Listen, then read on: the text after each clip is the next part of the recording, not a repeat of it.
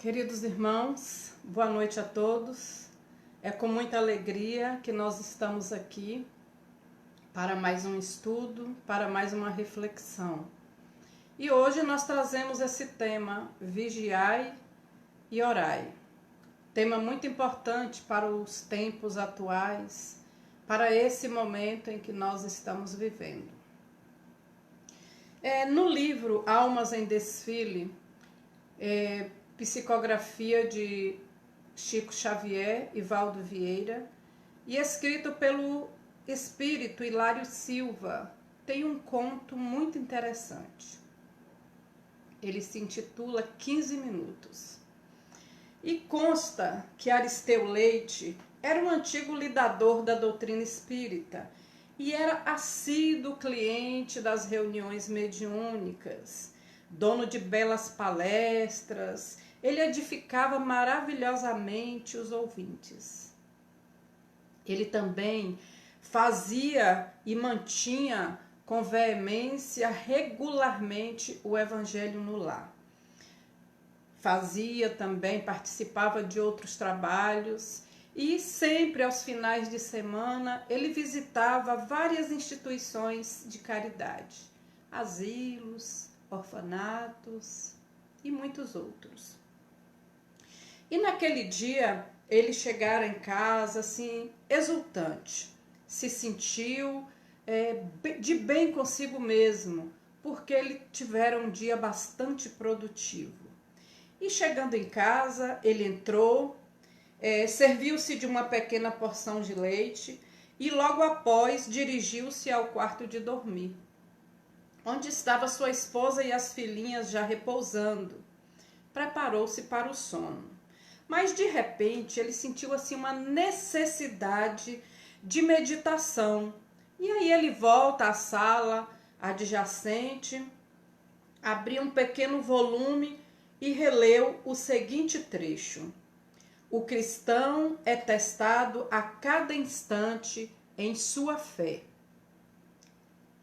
pelos acontecimentos naturais do caminho. Por isso mesmo, a vigilância e a oração, recomendada pelo Divino Mestre, constituem elementos indispensáveis para que estejamos serenos e valorosos nas menores ações da vida. Em razão disso, confie na providência maior, busque a benignidade e seja otimista. A caridade, acima de tudo, é infatigável amor para todos os infelizes. Por ela, encontraremos a porta de nossa renovação espiritual. Acalme-se, pois, sejam quais forem as circunstâncias, e ajude os seres da criação na certeza de que estará ajudando a si mesmo. Bom, Aristeu leu, gostou do que leu, né? E fechou o livro e refletiu: estou satisfeito, pensa ele. Vivi bem o meu dia, continuarei, é claro, auxiliando a todos. Estou firme, repetiu ele consigo mesmo. Continuarei imperturbável. Olha que ele passou um dia, realmente um dia dignificante, um dia sem perturbações. E ele chega à noite, depois de tudo isso, ele diz para si mesmo: continuarei imperturbável. Auxiliarei a todos e louvado seja Deus. Sem dúvida, ele se sentia assim, senhor de si. Ele estava com a autoestima alta, né? Em alta mesmo. E acreditou-se em elevada ascensão espiritual ali. Só que nesse momento ele olha para o relógio e verifica que é 1h15 da madrugada. Ele então se deita e quando ele começa a pegar no sono, ele ouve um barulho. E nisso ele se levanta e verifica que a esposa dele também acordar assustada, levanta, a esposa olha para ele aterrada e ele olha para ela e faz o seguinte: psiu, psiu, ladrão em casa. Ele levanta num átimo e simplesmente se lembra que ele tinha um revólver numa gaveta, revólver carregado, que só ele sabia onde estava. Ele levanta então, vai lá nessa gaveta, pega o revólver e vai em direção do local onde ele ouviu o barulho, a porta de entrada. Como o barulho aumentou, Aristeu, então, naquela escuridão, ele dispara 3 tiros contra o suposto intruso. Quando ele dispara os tiros, ele ouve a voz que dizia: filho, filho, sou eu, seu pai. Nesse momento, Aristeu para e seu pai entra, ele acende a luz. Nesse momento, as crianças começam a chorar, muito choro. Os vizinhos entram em cena, chegam também para a casa dele. E a esposa não sabia mais o que fazer. Ele abraça seu pai, que graças a Deus não aconteceu nada. Ele mirou e atirou em outro local contra a parede, graças a Deus. E assim ele fica triste. Mas o seu pai, que estava ali, tinha a chave da casa, que ele mesmo deu essa chave para o pai. Para o caso de uma emergência, o pai morava bem ao lado dele. E naquele momento, realmente foi uma emergência. A sua mãe estava doente, com febre alta, e seu pai viera pedir ajuda para ele. Aristeu pede desculpas, explica às pessoas que estão ali presentes os acontecimentos. E aí ele vai para uma outra gaveta, pegar um calmante. Quando ele dá uma olhada para o relógio, verifica que a hora era 1h30 da madrugada. Ou seja, entre o momento em que Aristeu fez aqueles votos, em que ele disse que estaria imperturbável, em que ele disse que estava bem, que terminara bem o seu dia, até aquele momento em que ele quase cometeu um desatino, passaram-se apenas 15 minutos. Por isso o título do conto. Em 15 minutos, tudo que ele pensou, tudo que ele emitiu de pensamentos, de otimismo e de certeza da sua paz íntima, em 15 minutos aquilo tudo caiu por terra. Mas Aristeu, como nós vimos, era um grande trabalhador. Ele era uma pessoa comprometida. Ele era uma pessoa que realmente se dava por inteiro.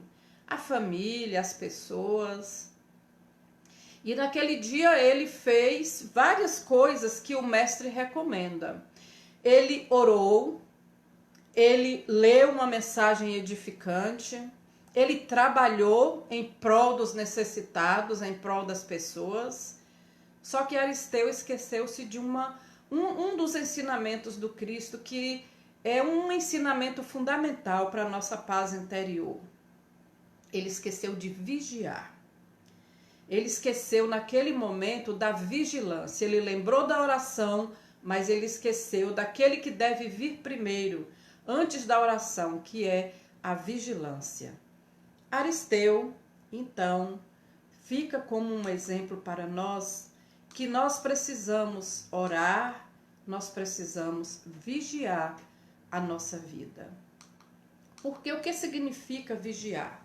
Quando nós vamos no dicionário verificar o significado da palavra vigiar, no dicionário nós temos que vigiar é cuidar, é tomar conta de, é estar atento, é zelar. Mas fica aqui o ensinamento. Não é tomar conta da vida dos outros, é tomar conta da nossa vida, dos nossos atos, dos nossos pensamentos. É estarmos atentos, por exemplo, à nossa caminhada. O que eu estou fazendo aqui no planeta? Por que eu estou aqui nesse momento? E ficarmos atentos aos acontecimentos. Nós temos tantas lições do mestre e às vezes nós esquecemos. Nós esquecemos que nós recebemos essa reencarnação para trabalharmos o nosso progresso moral, o nosso progresso espiritual. E muitas vezes nós esquecemos. Nós nos esquecemos de que viemos aqui para realizar alguns projetos que nós fizemos, esses projetos antes da reencarnação. Projetos esses que serão necessários para esse progresso moral nosso. E movidos, às vezes, pela preguiça, pelo comodismo, nós vamos nos esquecendo. Nós devemos também estar atentos, vigiando e perguntando sempre: quais os propósitos que me trouxeram de volta à vida física? Será que Deus me mandou aqui para curtir férias, para passear, para ver o mar, para ver as estrelas? Ou será que tem um propósito maior nisso aí? Então nós precisamos ficar atento ao que a vida nos oferece, as oportunidades, as experiências que chegam para nós. Nós estamos passando agora por um processo muito importante na nossa vida. Muitas pessoas reclamam porque nós estamos vivendo a pandemia. Já vi muitas pessoas xingarem, falarem que esse vírus maldito que vai embora, que seja exterminado. Mas nós não estamos aqui agora, nesse momento à toa. Nós estamos aqui com um propósito. Se nós estamos passando por esse momento de pandemia, nós sabíamos, a maioria de nós sabia que nós passaríamos por isso.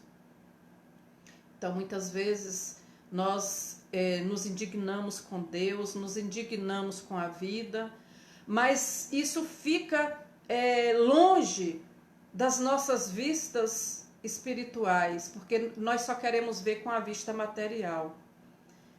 Estar aqui nesse momento é a oportunidade de trabalharmos tanta coisa como a paciência, ter que ficar em casa, confinado. Tem pessoas que tá só. Eu tenho uma amiga que está sozinha e ela tem que trabalhar o equilíbrio emocional para não entrar em depressão, para não ficar com uma ansiedade exacerbada. Ela tem que todos os dias trabalhar uma rotina dentro de casa, como se diz no popular, na gíria, para não pirar, como ela fala. Então, temos a oportunidade de trabalhar a paciência, a perseverança, a compreensão. Temos a oportunidade de trabalhar a solidariedade com tantas pessoas que estão precisando de nós. E às vezes nós pensamos o seguinte: eu estou em casa, eu não posso ajudar em nada. Tem muita gente ajudando, de casa. Aqueles que podem ir na rua se protegem e vão até a rua, vão ajudar outras pessoas. Ou simplesmente pelo telefone, ouvindo alguém que não está bem, ouvindo o desabafo de uma pessoa que está com muito medo, ouvindo uma pessoa que está passando por crise na família por conta desse isolamento e que muitas vezes a família fica ali reunida sem sair.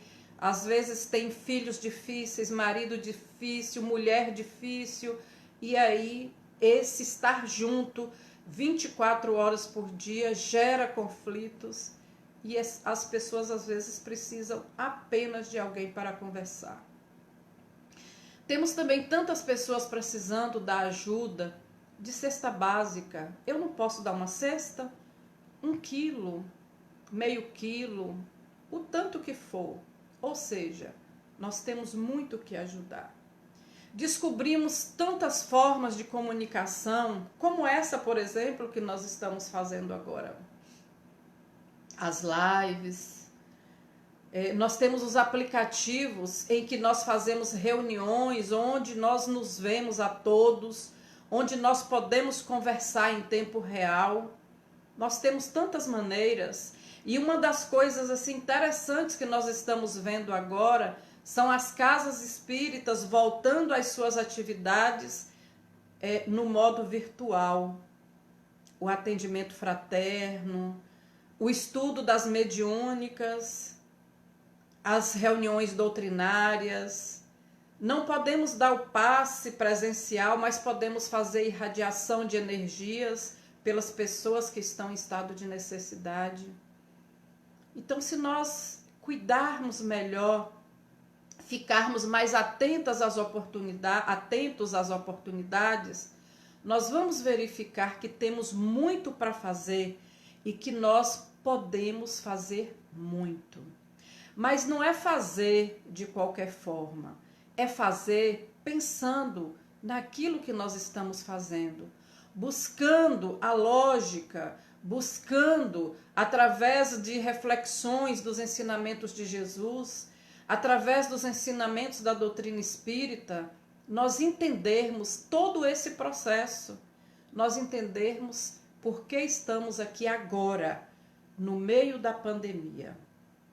E aí nós vemos muitas pessoas com medo do desencarne. Nós vamos desencarnar todos um dia. Se não for de coronavírus, de outra coisa. Isso não quer dizer que tenhamos que nos entregar à morte do corpo físico. O espírito não morre. Quem morre é o corpo físico. Mas nós precisamos nos preservar e nós vamos trabalhar essa preservação através dos cuidados que nós precisamos ter, tanto físicos como mentais, os cuidados mentais. Então, estar atento é cuidar de tudo isso, ou vigiar é cuidar de tudo isso, é estar atento a tudo isso, é zelar, é estar atento às emoções que estão nesse momento meio que desequilibradas, meio que nos extremos, ora de mais, ora de menos. E Marlon Reikdal, ele fala no seu livro Cultivo das Emoções, que cuidar é dar curso ordenado para que a energia da emoção cumpra com seu papel e ofereça-nos os resultados esperados. Então, vigiar é cuidar das nossas emoções para que ela siga o curso ordenado. Nós não vamos deixar de ter as emoções, nós não vamos deixar de sentir. Nós precisamos dar o curso ordenado. O medo ele nesse momento ele está exacerbado. O medo é necessário. O medo ele é algo que Deus nos deu para nós preservarmos a nossa vida.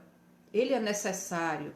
Ele nasceu conosco e vai nos acompanhar por toda a vida, justamente pela necessidade que nós temos dele em nossa vida. Mas o medo, ele precisa ser ordenado para que ele não cresça, que ele não chegue a ser um pânico, para que ele não vire essa coisa assim de nos deixarmos ou paralisados, ou então de termos um ataque cardíaco, por exemplo. Tem gente que está à beira da morte com medo exacerbado. Esse medo, nesse momento, ele vai nos ajudar como? Nós ficarmos mais atentos nos cuidados que temos que ter, tanto nas questões físicas, como eu já falei, como nas psíquicas. O cuidado de não deixarmos que os sentimentos, as emoções nos desequilibrem ao ponto de trazer doenças para nós, ou de colocar em risco as nossas relações com as pessoas com quem estamos convivendo no momento. Nós precisamos desse cuidado, o cuidado no falar com o outro, o cuidado no perceber, no entender o outro e no cuidado conosco mesmo. Nos entender também, entender que nós temos limites, entender até onde nós vamos aguentar determinada coisa, mas sempre com o propósito de trabalhar esse nosso limite, sem muita pressa, sem essa questão de estarmos também nos cobrando demais ou nos culpando demais. Então, diante das tamanhas mudanças que nós estamos vivendo, nós precisamos estar atentos, cuidando, vigiando as nossas atitudes. E Jesus, ele sempre nos convidava à reflexão desse vigiai e orai. Jesus sempre chamava os apóstolos e ele sempre dava um ensinamento a esse respeito. E um que a gente conhece e que a gente reflete muito sobre ele é quando Jesus, já próximo à sua crucificação, quando ele vai ao monte do Getsemane. E lá, para ir ao monte, ele convida todos os apóstolos, mas ele pede a alguns deles, a maioria, que fique em um determinado local, e ele leva consigo apenas João, Tiago e Pedro. Chegando lá no local onde ele queria orar, ele pede para os três ficarem ali. E ele fala, assentai-vos por aqui enquanto eu vou ali orar. Mas a minha alma, aí ele vai, né, e fala com o Pai, a minha alma está sofrendo dor extrema, uma tristeza mortal.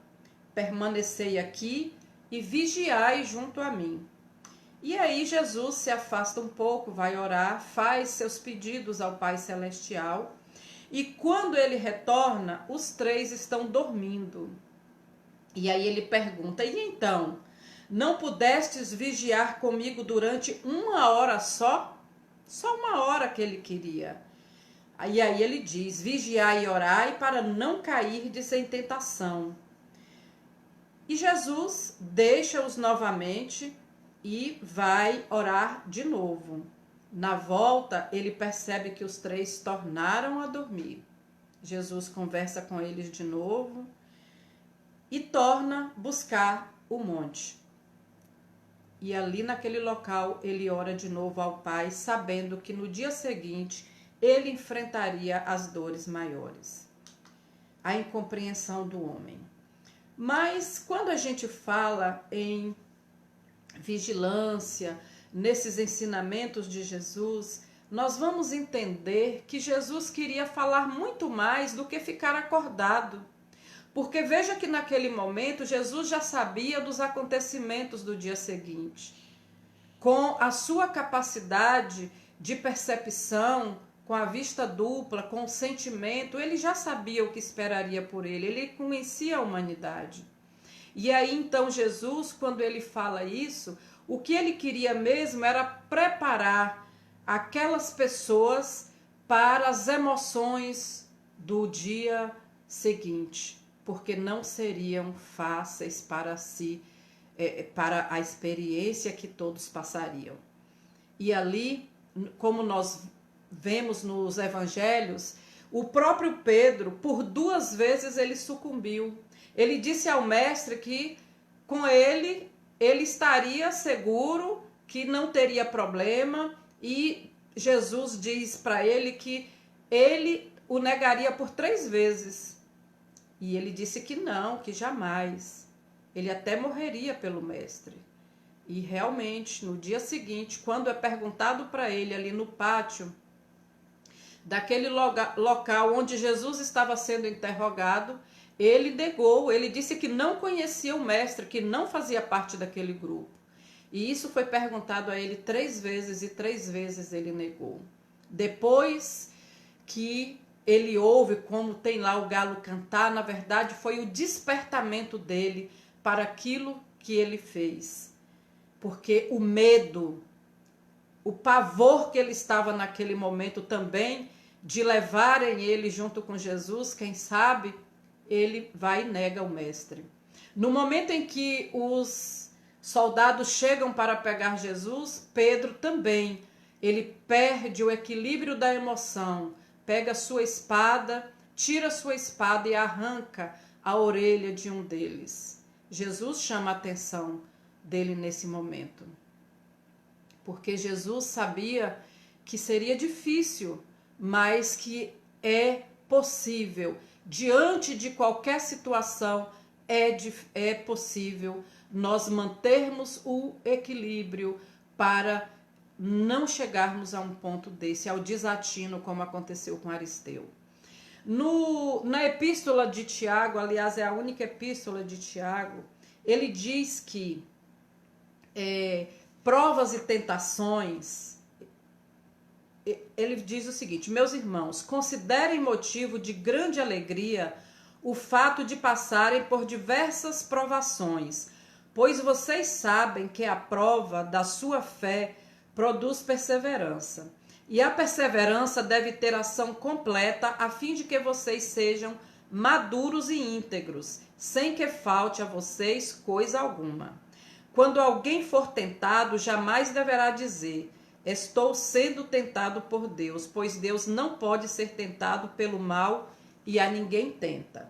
E aí ele fala que cada um, porém, é tentado pelo próprio mau desejo, sendo por este arrastado e seduzido. Ou seja, cada um tem dentro de si aquilo que ele externa. O próprio André Luiz fala isso. Cada um é tentado exteriormente pela tentação que alimenta em si próprio. Então, se eu alimento uma tentação, se eu alimento um pensamento negativo, eu vou exteriormente sentir isso. Eu vou me sentir tentado toda vez que eu ver a questão do espelho, conforme nós falamos. E outra questão também, nós temos um caso muito interessante de dois monges, né, que estavam descendo para atravessar um rio, porque depois do rio eles tinham que chegar a uma montanha. Esse caso é interessante porque esses monges, um mais velho, o outro mais novo, eles estavam numa conversa boa, saudável, quando de repente, quando eles chegam no rio, no momento de atravessar, tinha uma mulher muito arrumada, muito bonita, com um sapato bonito, e essa mulher queria atravessar o rio, mas não queria se molhar. E aí, ela olha para os monges como a pedir para que eles a ajudem. E aí o mais novo olhou para ela, desviou o olhar e seguiu o caminho. Porque na cultura deles, os monges não podem tocar em mulheres. Ele então seguiu o caminho dele e deixou lá aquela mulher. O outro mais velho, quando essa mulher olhou para ele como que a pedir socorro pelo olhar, ele então vai, pega a mulher nos braços, atravessa o rio com ela e a coloca do outro lado. Ela então agradece, olha para ele e agradece, e olha para o outro com desdém. O outro monge, o mais novo, ficou todo diferente, ensimesmado, e aí eles continuam caminhando. O outro sempre com aquele olhar para o mais velho, aquele olhar de quem não gostou do que viu. Quando eles chegaram ao pé da montanha, no local que eles estavam, que era o local que eles iam, ele então chega para o mais velho e fala: eu não entendi. Por que você, sabendo que nós não podemos tocar em mulher, carregou aquela mulher em seus braços?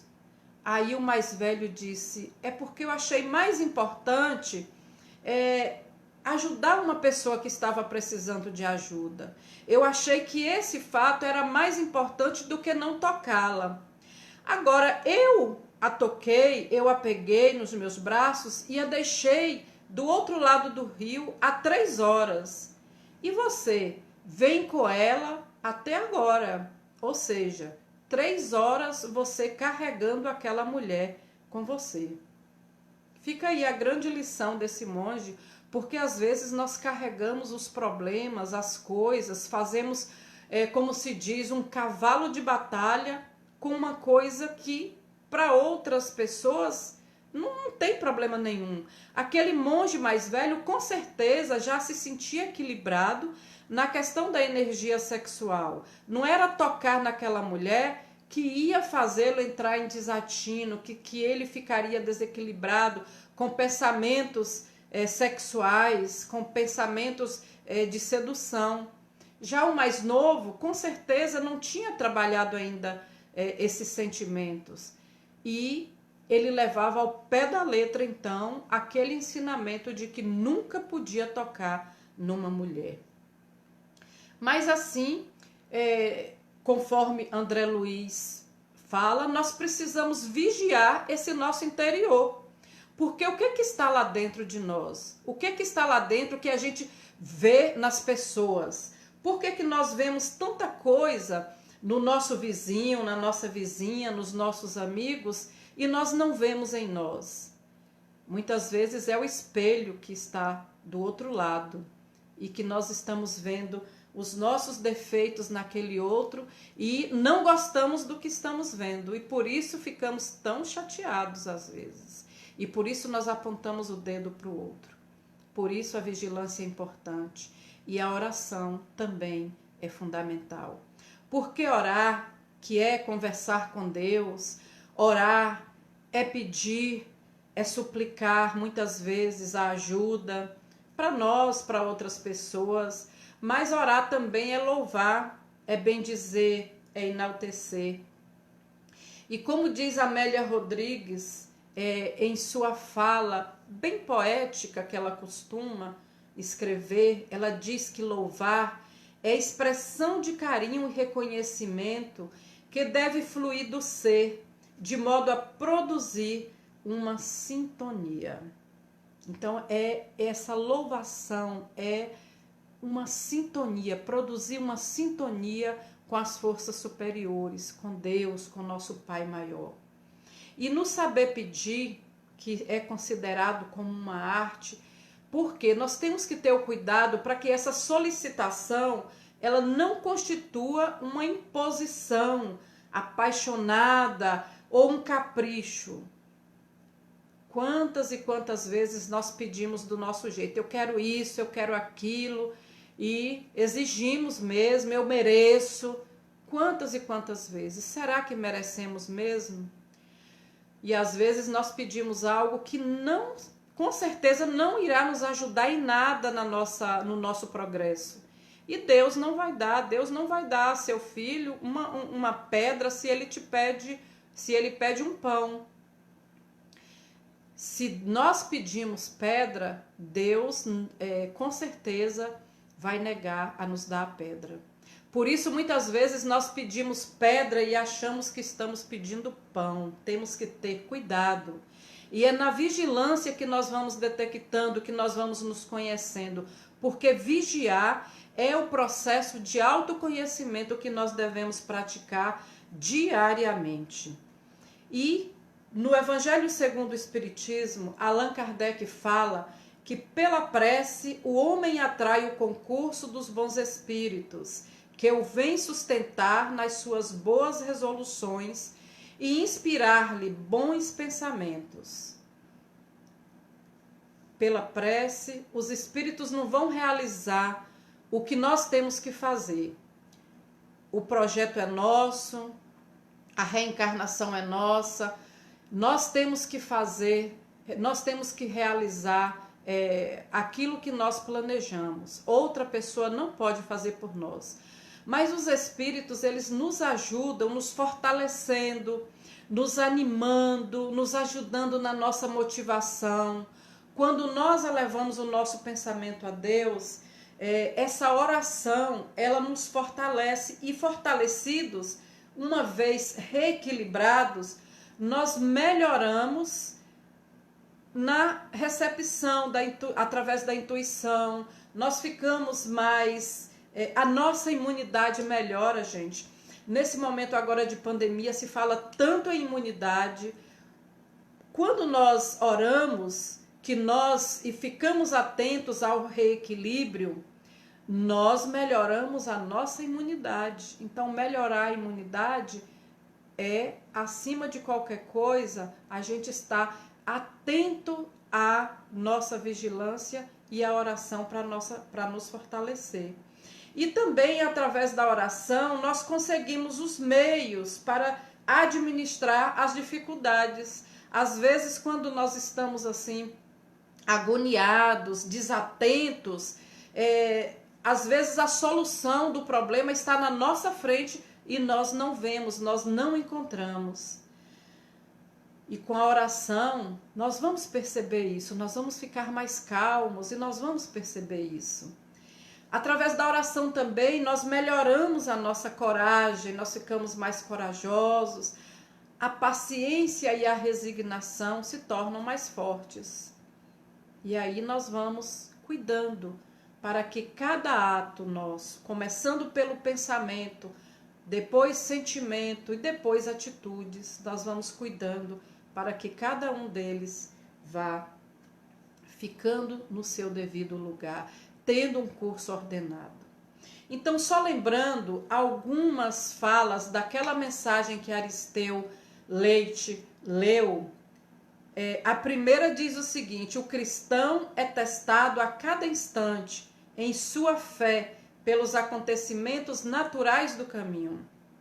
O que nós estamos passando hoje é um acontecimento natural do nosso caminho. Nós estamos sujeitos aqui na Terra às doenças, às pandemias, às catástrofes naturais.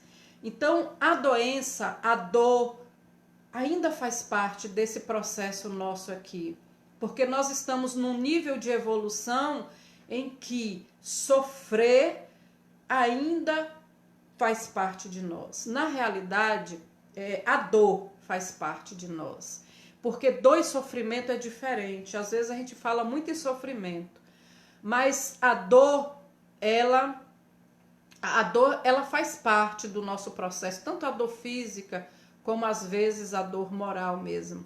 Mas o processo do sofrimento é opcional. A dor é inevitável, como os espíritos falam, inevitável, mas o sofrimento é opcional, porque nós podemos passar pela dor de forma resignada, se ficarmos atentos às nossas atitudes, aos nossos pensamentos, à forma como reagimos às experiências que a vida nos oferece. E ele continua dizendo: por isso mesmo a vigilância e a oração, recomendada pelo Divino Mestre, constituem elementos indispensáveis para que estejamos serenos e valorosos nas menores ações da vida. É aquela pessoa que pisa no nosso calo, no trabalho, em casa. Muita gente reclamando dessa convivência doméstica, né, agora. Irmão brigando com irmão, marido com mulher. Então, se nós ficarmos vigilantes, se nós vigiarmos as nossas atitudes, isso com certeza vai acontecer muito menos, porque nós vamos saber reagir de forma ordenada, equilibrada, quando uma seta, um dardo vier em nossa direção. E ele diz: acalme-se, pois, sejam quais forem as circunstâncias, e ajude os seres da criação na certeza de que estará ajudando a si mesmo. Olha só que interessante. Como eu disse no início, não importa a circunstância, nós podemos ajudar. Nós podemos estar passando por um tsunami. Se nós sobrevivemos ao tsunami, nós podemos ajudar. Se nós desencarnamos, nós podemos ajudar também.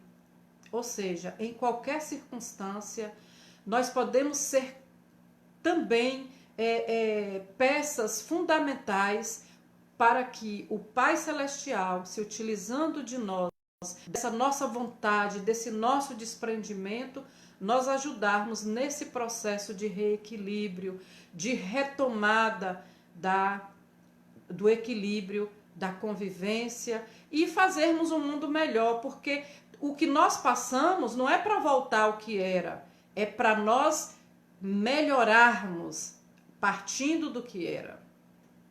Nós precisamos melhorar em tudo, não só na nossa maneira de ver a nós, mas de ver o mundo, de ver as pessoas, de ver a criação e de ver o Criador. E nós podemos ajudar todas as pessoas que estão nesse processo agora, dando uma palavra de carinho ou fazendo uma oração. Nós estamos fazendo vibração. Aliás, são muitas pessoas, muitos grupos fazendo vibração pelo planeta.